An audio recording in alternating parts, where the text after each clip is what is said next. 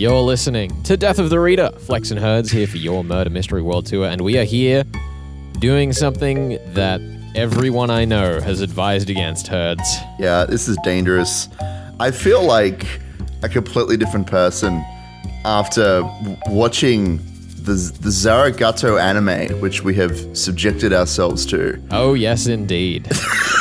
What a wild we were tortured enough rollercoaster by NISIOISIN's debut murder mystery novel. Now, if you haven't followed along with us while we've been reading the book, we are going to keep spoilers pretty light to none in the first part of the episode. We'll dive into the weeds of things in the back half of the episode, so have no fear for the moment, even if you should be very afraid of what Studio Shaft has done. Our curiosity was aroused. Well, my curiosity, at least. I was the one really responsible for this poor decision. You're the one who forced this upon us. I would have avoided this like the plague if I had any semblance of choice.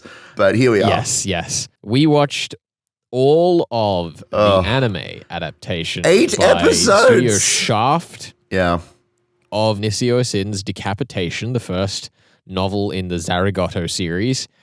And, you know, Herds, at the very least, I walk away from this show saying I enjoyed 6.5 out of the 8 episodes. I don't even know that I'd say that much, but, you know. In some ways, I think the book makes more sense to me now. I mean, I enjoyed talking about it because we watched it together. There was a moment where it was a very cute couple of date nights. It looked like we were going to watch it on our own, but I couldn't have gotten through.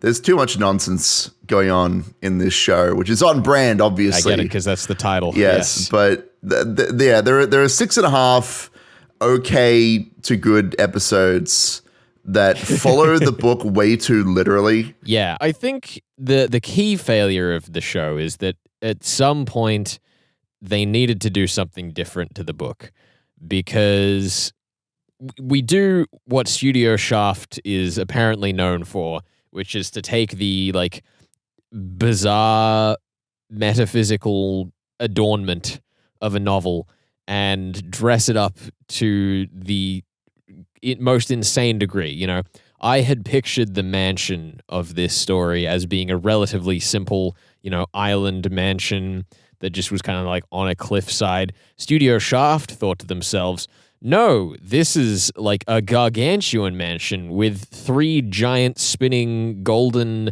wheels below the center of the mansion with custom glass and a bird cage in the middle. It's ridiculous. The thing that like frustrates me is that it's not for lack of understanding the source material, because all of these grand visual feasts are metaphors. Like the spinning dials are kind of supposed to represent the ticking of the clock, that time is running out. And the table, it's ridiculous. The table has like keyholes in it.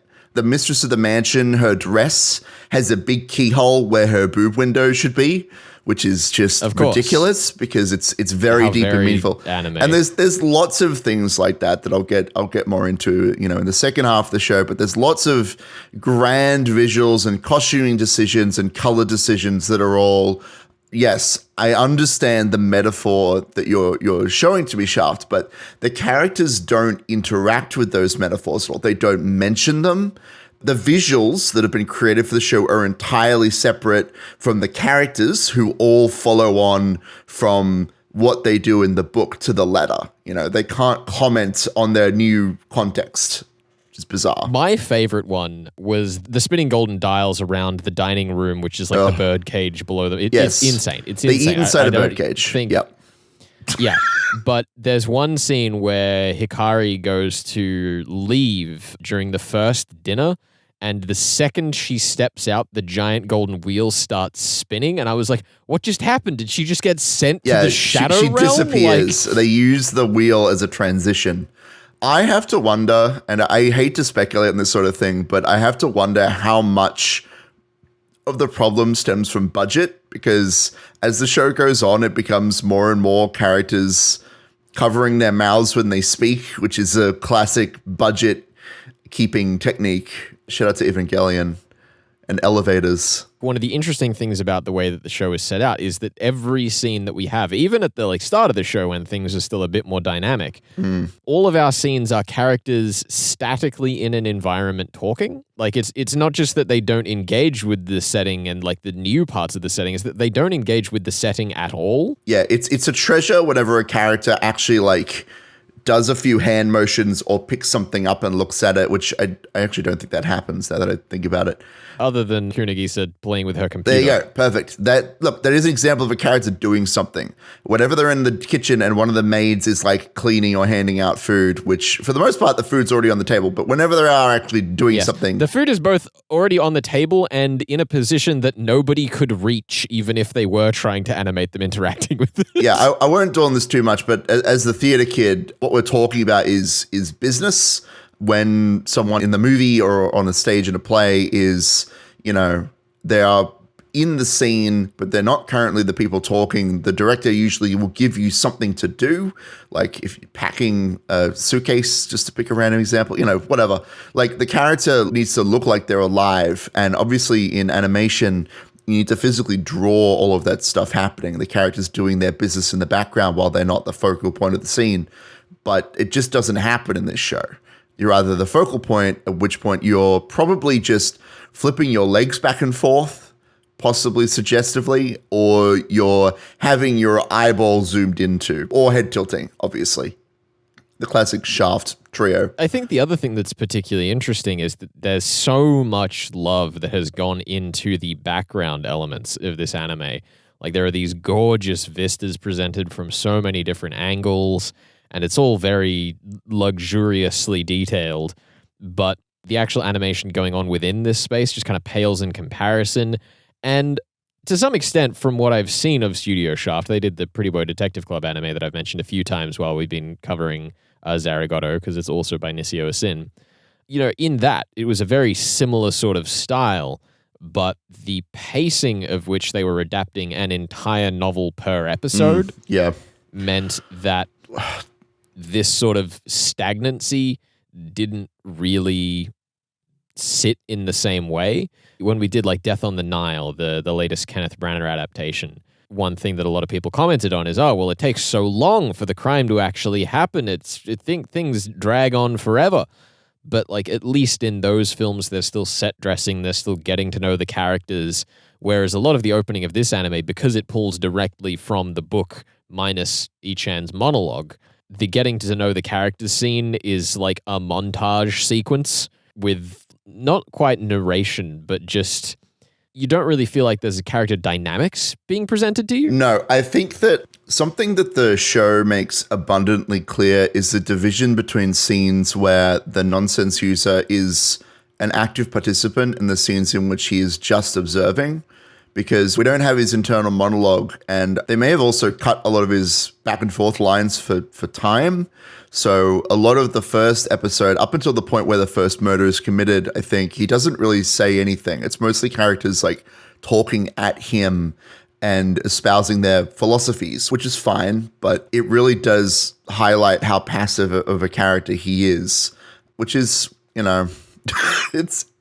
And also the other big thing with them adapting the book in that sense is we lose his narration, which is a large part of the admittedly slow pacing of the opening of the book. It houses a lot of the repetition as well. It houses a lot of the repetition, which we do lose. Which I'm okay with. Also, the way that Decapitation as a novel is structured means that there are no cliffhangers at the end of chapters, other than one right towards the end of the book. And because the episodes are structured around the 8 chapters of the book, meshing together the epilogue, it means that every episode ends in a very placid pace. Like there's one episode towards the start of the season where they just come back from a walk. Isn't it like episode 5 though? Or episode 4? But yeah. I don't remember. And that's kind of the point. She walks on the swings. Kunagisa walks on the swings, which is new.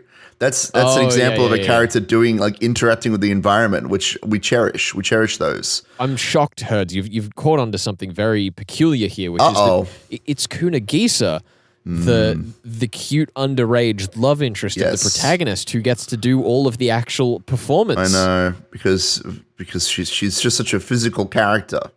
in the way that the way that she's described. It is kind of bizarre, and it definitely speaks to their priorities in terms of setting up a potential sequel. Like, there are some interesting changes. Like, for one thing, Kunigisa is the person who gets to do all of the stuff in all of the scenes because she's going to come back. And also Jun Aikawa, who we'll get into, but they appear during the opening of the story because there's a setup monologue in the book, but now it's a dialogue between the nonsense user and Jun. Can I get into the list of things that I actually really love? Sure. Because I course. liked a lot of this anime. The thing is just that none of it sticks together. No. Like the metaphysical chessboard scene with June in the beginning where they're like floating in water and the like big rainbow pool, the like enormous oversized storeroom that he wakes up in, the fact that they're talking about the Texas school that he went to and Texas just looks like absolute like hell the apocalypse came compared through to where they are. They've just dressed these rooms up to the nines. There's so many scenes that it feels like the proverbial cameraman is like sprinting to try and make a completely static shot look more interesting when nothing else is happening. The just absolutely luxurious way they detailed everyone's meals. Like there's so much to like about the care and attention that went into the minutia of this anime, but none of it connects to any of the other minutia. No. None of those details we've mentioned actually tie into the story, except in very, as I've said, very obvious visual metaphor sort of ways.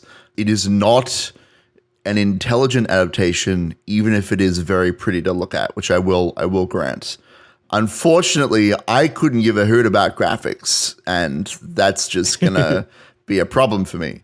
Also, they ruined Best Girl, which I'm the most upset about. Oh, yes. Can I say this? I was complaining about this the entire time we were watching the show. No. The first opening theme of the anime follows Ichan and Rei, one of the maids, and it's just them walking about the mansion. And they over and over and over again show that there is an accessibility wheelchair ramp to explain how Kanami Ibuki, who is wheelchair bound, can get around the mansion. And it sort of ruins the whole plot point of Kunigisa being unable to use specifically stairs. She has a hard time going And upstairs. they just never address that it's there, even though they spent like a minute and a half straight showing a character walking along it in the first episode. There are a couple of moments in this show that are representative. I've been told I need to use that word, not emblematic. It's representative of that division between animation and story, and that's definitely the most dramatic one. When we see an absolute refusal to use accessibility ramps when it would, it would deny an entire plot point if we acknowledge its existence. It's ridiculous. Now, before we get into the spoilers, Herds, I should say, I have one quote from you that I wrote down here that I want you to explain to the audience how you feel about it a few days after you've What said have I said? I'm worried now. We were looking up from between Iria's legs at the underside of her boobs. Oh my God. And you said, the hornier the camera is, the better the show is. Wait, do you stand by this statement? I don't know about the better the did I say the better the show is? Why did I say that? That's what you said. It must have been a bit. I don't. It was definitely That's a bit, not a universal truth. I just had to ask. But I think in Shaft anime, that is definitely accurate. That's their attitude. Yeah. I think that I've definitely seen some shows that get sillier and therefore better the hornier they get. Shout out to that one zombie High School of the Dead. Shout out to that one. That is ridiculous. Is that Shaft as well? Studio Madhouse. Madhouse is who made it. There is a scene in that show where a woman's breasts move around a bullet roughly twice as fast as a bullet. Yes, you've seen the scene. It's just a terrible time. Anyway, Zaregoto is very horny and very silly, and it doesn't make any sense. The entire show doesn't make any sense. Coming up, though, we are going to be talking about the spoilers, the full in-depth spoilers of this show. They ruined the best character. Yes. We'll get into that. This is Death of the Reader, your murder mystery world tour. We are talking the Shaft adaptation of NISIOISIN's Decapitation, first novel in the Zaregoto series. Stick around, more to come. You're on 2SER 107.3. listening to Death of the Reader. Flex and Herds here for your Murder Mystery World Tour. And Herds, it is just about time to depart what has been a very long stretch of very weird stories. Mm-hmm. We began months and months ago with Blackstone Fell by Martin Edwards, then got a little weirder with Everyone in My Family Has Killed Someone. They got a little weirder with Glass Onion, then continued getting weirder and weirder with the Alperton Angels, 8 Detectives, Death Comes to Marlowe, Death in the Seaside. Got strange and Japanese when we reached the Millhouse Murders. It got strange and Taiwanese when we got to Death in the House of Rain. It got strange and Dutch when we got to the Chinese Gold Murders. It got strange and Jim Noy when we got to the Red Death Murders. And here we are. The strangest. About to conclude with the strangest story, NISIOISIN's Decapitation. And Herds, you said just before we departed the first segment of the show that they ruined the best character and scene in the book. Oh, I can't.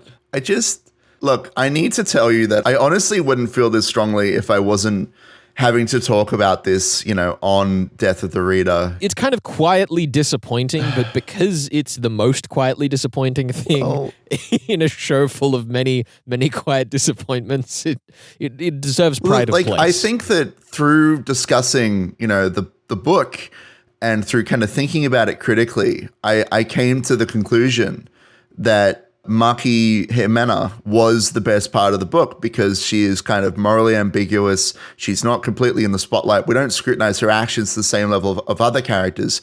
And she's motivated to some degree by nihilism because she knows that she's going to, or she thinks she knows she's going to die in 2 years. Her supernatural powers are left somewhat obscure.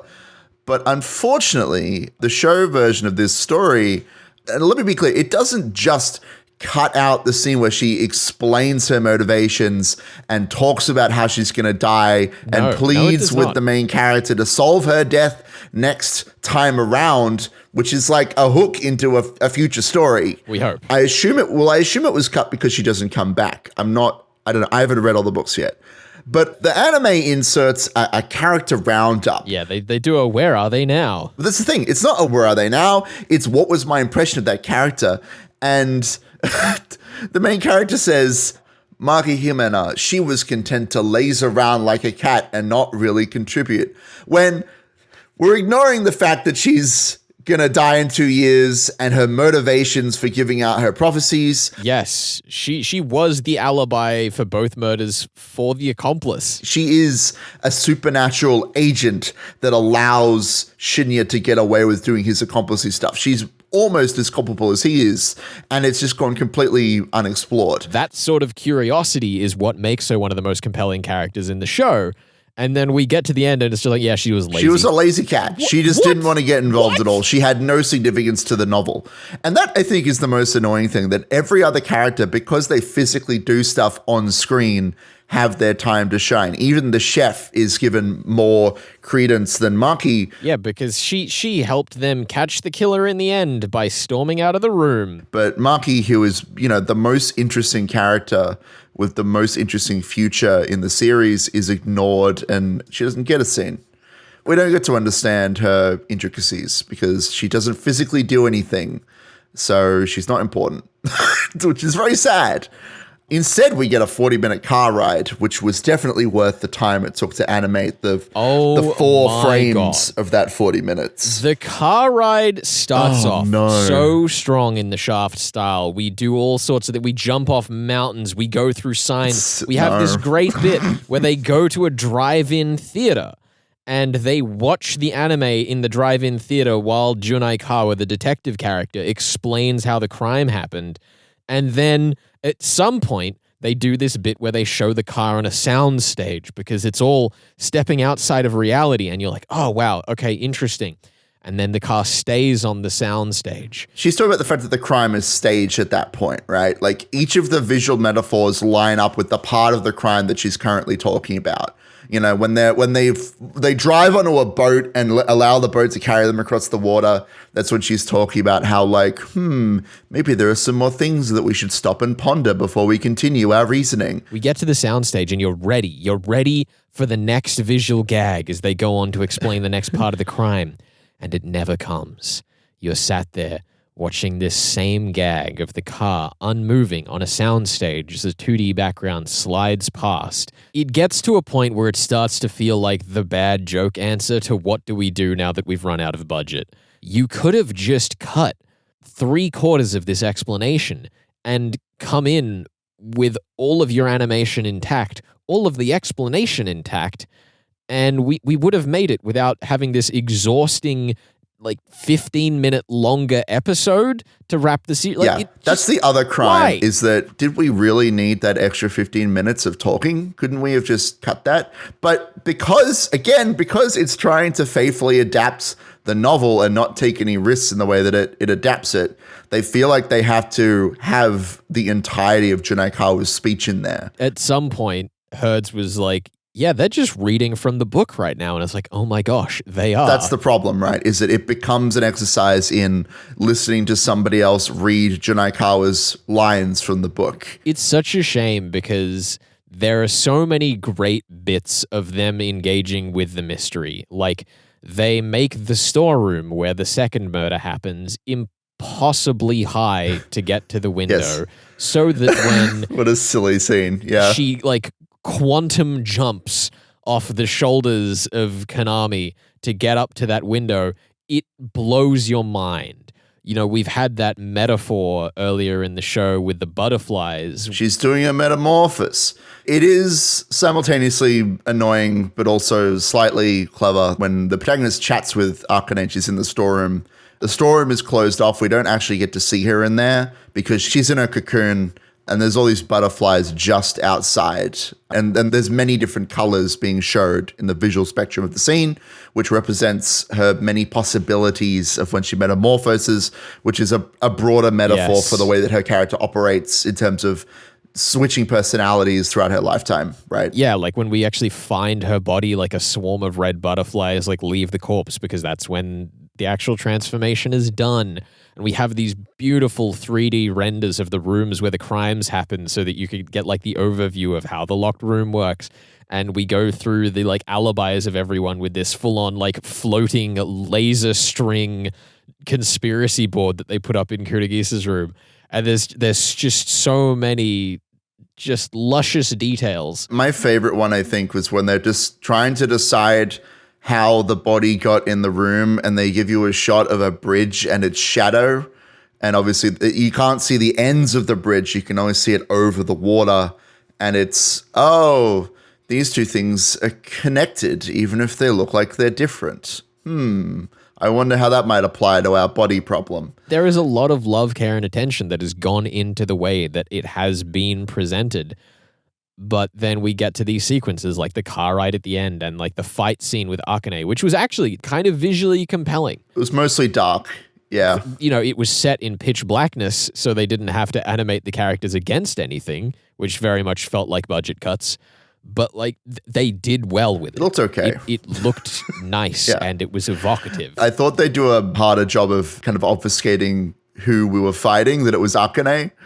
But it's kind of very obvious that it's her, and then she still does the it was me the whole time. It's a very strange combination, but we've talked about this weird divide between what's on screen and what the characters can perceive. And I mean, again, as I did in the first section, there is such a list of fun things that go on. The music that keeps playing throughout the show is really evocative of other things that have been in the genre at the time. When they're having the conversation with Teriko and they're talking about how they're both disgusting people, they go into this bright yellow room that switches to purple, and then this pop-up comes up that's this is the decontamination chamber. And it's why does this mansion have a cyberpunk decontamination chamber? It's absurd. Which I don't know that we actually talked about the first time we covered this, but that is Akane, right? Pretending to be Teriko. Surely. That's why she talks, for one thing. And she calls back to the conversation later when she says, didn't I tell you that I'd be back? Whatever it is she says. Oh, right. And that's the she was using a maid outfit. The mansion in. And of course, because the anime sets that scene in a hallway full of extra maid outfits to drive that point home. That's actually quite clever. I hadn't even thought about that until right now. Now we're both on the same page. Let's go. Yeah, again, like there's all these visual details in the background that are there to highlight the metaphors. And like the way that Ichan's like monologue is done when he's explaining the crime at the end, not to June, to the rest of the cast, and like the fourth wall is falling away and he's like walking into the scenes he's describing. That's a fun way to do an animated like detective denouement. There's lots of fun ideas on the animation side. It's just a shame that none of it lines up. Now, here's a question before we wrap up, Herds. Would you, in isolation, No. recommend watching the anime or Neither. the book if you had to choose? Neither. Oh, God. Between the two. Read the book, I guess. It's a more enjoyable experience, and it doesn't ruin my favorite character. So, you know, I think the choice is obvious. What would you say, Flex? I think the book is stronger, but like I would almost like a graphic novel edition of the book with the art from the anime. Like the art, I think, is weirdly evocative of what the novel is going for, but I don't want to watch the show to get that. So I agree, the book. No, I wouldn't mind if they did up some of the visual stuff in the book, like the character portraits, with art from the anime. Also, I do enjoy associating Akane with the knight, especially with the anime, like drawing attention to the idea of a chessboard, which it does at the start of the show, because the knight is unique as a piece. It's not considered the most powerful piece. In fact, there are several layers of metaphor going on here where like the knight is actually considered very powerful in the early game of chess, but less powerful in the late game as the board clears, which is obviously synonymous with Akane's like refusal to kill anybody once she's sort of achieved her initial goal. And also the fact that the knight can move between two squares without having to pass through the middle space, which is what Akane does as a corpse. Oh my God, Ben. Oh, I didn't even think about that. It's good. That's why she shoots Teriko when she comes to defend Ishan, because she's already stolen the dress so she knows it's bulletproof. I don't know. Does she even shoot her? Is that even something that happens? Yeah, Isn't it explained at the trigger. Isn't it like a fake bullet? Because isn't part of her character that you know what? I'd have to go and reread it, but I'm pretty sure that she doesn't even shoot her. Let's not go reread this book. I'm pretty sure she doesn't even shoot her, but I like the headcanon that there's something more clever going on there. Yes. Possibly related to horse metaphors. I thought the show was fine. I would never watch it again. Yes, what is it, Flex? It's time to go somewhere a little more safe, a little more ordinary, but we're doing something special. We're doing a favor for a close personal friend of the show, Anthony Horowitz. Good. Ooh. What's he got for us? What challenge does he have? Last time we had Anthony Horowitz on the show, we were talking behind the scenes about our favorite murder mysteries, and I spoke with him about mine. Yes, listener, you heard this correctly. I did talk to Anthony Horowitz about the book that can never be mentioned. Dangerous. And I described what I liked about it. And he said, that sounds a lot like what I was really proud of when I wrote Moriarty. I think you should read that and tell me how you find it. Hold on. Are we going to be doing a comparison between Anthony Horowitz's Moriarty and the book that shall not be named? That's a dangerous game. You and I will probably be doing that, but for the show, Herds, we'll at the very least be talking about the wonders that are Anthony Horowitz's Moriarty. Okay, I'm looking forward to it. We're going to be covering chapters 1 to 7 for our close personal friend, Anthony Horowitz. And I think it'll be a nice return to a little bit of calm. I nearly covered his Daniel Hawthorne series because, continuing the idea of the self-insert protagonist. But I think having read the latest one in the series, which was really good, I can recommend it. I didn't think I had any more to add than when we last spoke with Anthony on the show. So I think going to Moriarty and fulfilling that personal request from our close personal friend Anthony Horowitz. Exactly. It's going to be a fun way to set the ship straight after this tour of chaos we've been on. Look, I'm happy to go back to something a bit safer, a little less crazy, but by the way he's talking about his own writing, look, it sounds like it's going to get wild on some level. And obviously trying to tackle Moriarty as a character is fraught with peril, as the BBC Sherlock adaptation has shown me. Good grief. It's all right. I'm sure Moriarty won't appear dead on page 1 of the book or anything like that. I'm excited for him to hack the planet and then tell us that he didn't hack the planet, but then actually hack the planet in several part twists. Yeah, can we watch Johnny Lee Miller's 1994 Hackers as a murder mystery? That sounds good to me. Who's killed? Who's the murder? I don't remember that movie well enough. It gets hacked. Okay, I guess so. Who hacked the planet? I need to know the who, how, and why of hacking the planet. This is Death of the Reader, your Murder Mystery World Tour here on 2SER 107.3. We will be back with Anthony Horowitz's Moriarty, chapters 1 to 7. Catch you then on your Murder Mystery World Tour.